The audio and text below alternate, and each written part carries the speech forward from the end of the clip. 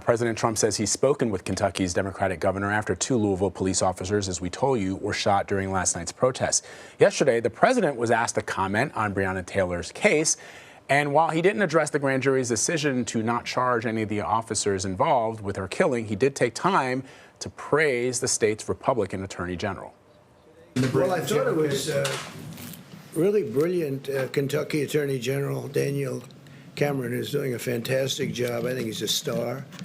And he made a statement that I'll just read.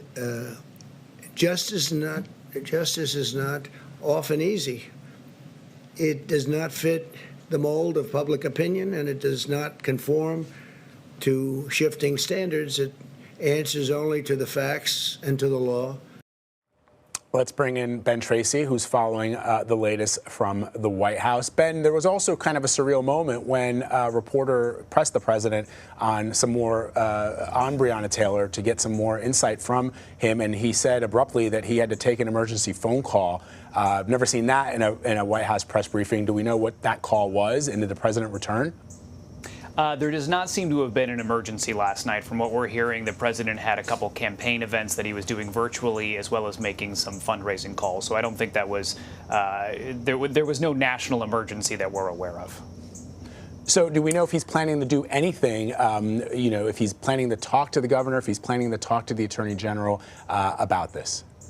Yeah, so the president says that he has talked to the governor there. The president has said that he's happy that they declared that state of emergency, that the National Guard had been at least put on standby.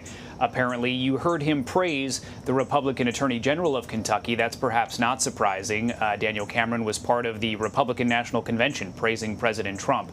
So you're seeing a very different response from President Trump to what we're seeing in Kentucky and in Louisville than we have seen in what the president would refer to as some other blue states around the country, where he has basically threatened the full force of the federal government. The president did use his Twitter feed, perhaps predictably, to call for law and order. So, at the briefing, the president was asked what should be a pretty sort of simple question, whether or not he would participate in a peaceful transition of power should voters choose not to re-elect him. Simple question. He did not respond with a simple answer. Here's what he had to say. Well, we're going to have to see what happens. You know that I've been complaining very strongly about the ballots, and the ballots are a disaster. I understand that, but people are rioting. Do you commit to making sure that there's a peaceful transfer of power? We want to get rid of the ballots, and we'll have a very peaceful. There won't be a transfer, frankly. There'll be a continuation. So the president continues to rail against mail-in ballots, even though he's used them before to vote himself. Senator Mitt Romney criticized these comments on Twitter, saying that the peaceful transition of power is what separates the U.S. from Belarus. And if you've been watching CBSN, you know about the protests there and that the leader there is about to embark on his 6th consecutive term. Have we heard from other Republicans, members of the administration, anyone else expressing concern or criticism for what the president had to say? We are starting to hear from some Republicans. So far, not many, but their congressman has put out a tweet. We've heard from Senator Lindsey Graham a little bit tiptoeing around this. Senator Marco Rubio actually sent out a tweet just recently, and let me read that to you.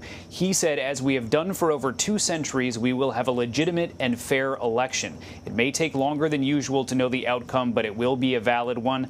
And at noon on January 20th, 2021, we will peacefully swear in the president." So Marco Rubio, laying down a marker there, saying that this is just not something as the United States of America that we tolerate.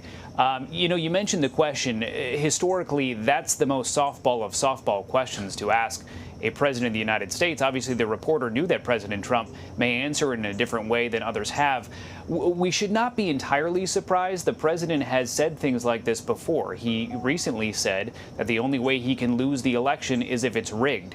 So this is just kind of an escalation of, an attack that he's been making on mail-in ballots and trying to delegitimize this election before it even happens. The interesting thing would be if the president wins resoundingly on Election Day, he's laid the groundwork for this election being illegitimate. So we'll see how that all plays out. Ben, also, I just want to jump in on that point. The question that the president answered, he talked about a continuation. Has the White House provided any clarity what the president was suggesting? Was the president suggesting when he said, get rid of the ballots, and that there won't be there won't be a peaceful transfer, there'll be a continuation? That's sort of you've never heard an American president say something like that ever. Yeah, and sometimes the president speaks inartfully and perhaps a bit vaguely, and sometimes people say that he's doing that on purpose so people can kind of interpret what they want from what he's saying. The White House would explain that away and saying all the president meant is that he doesn't like these ballots that he thinks are illegitimate. If you took those out, he'll get reelected, and therefore there would be a continuation. It wasn't him saying that we should throw all the ballots in the trash and I should just remain president of the United States. However, as you point out, it's a very strange thing to hear a president of the United States say. Ben, I want to talk to you about the Supreme Court vacancy. A front-runner for the nomination is Amy Coney Barrett. We actually spoke to her. Myself and my colleague Elaine Keano spoke to her in 2016, shortly after the death of Justice Antonin Scalia. And the debate over filling his seat, very similar time. Let's listen to what she had to say. Kennedy is a moderate Republican, and he replaced a moderate Republican, Powell. We're talking about Justice Scalia, the staunchest conservative on the court, and we're talking about him being replaced by someone who could dramatically flip the balance of power on the court. It's not a lateral move. And finally, the reality is we live in a different time. Confirmation hearings have gotten far more contentious. And so I just don't think we live in the same kind of time. So I think in sum, the president has the power to nominate and the Senate has the power to act or not. And I don't think either one of them can claim that there's a rule governing one way or the other. All right, so interesting times. What's the latest on the White House's vetting of the nominee finalists, and do they feel that they know who the pick will be?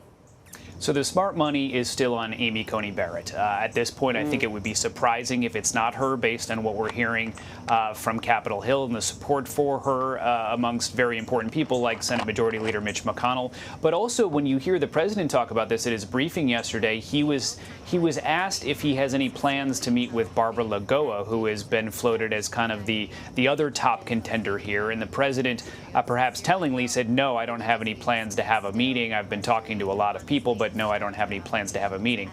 It's hard to believe that there wouldn't be a meeting with somebody before he nominated them for the Supreme Court, especially since the president's going to actually be in Miami today, her hometown. So that perhaps does not bode well for her. But no, the smart money is still on Amy Coney Barrett at this point, and I think a lot of people would be surprised if that's not who the president nominates on Saturday here at the White House. All right, Ben, thank you so much. Thank you.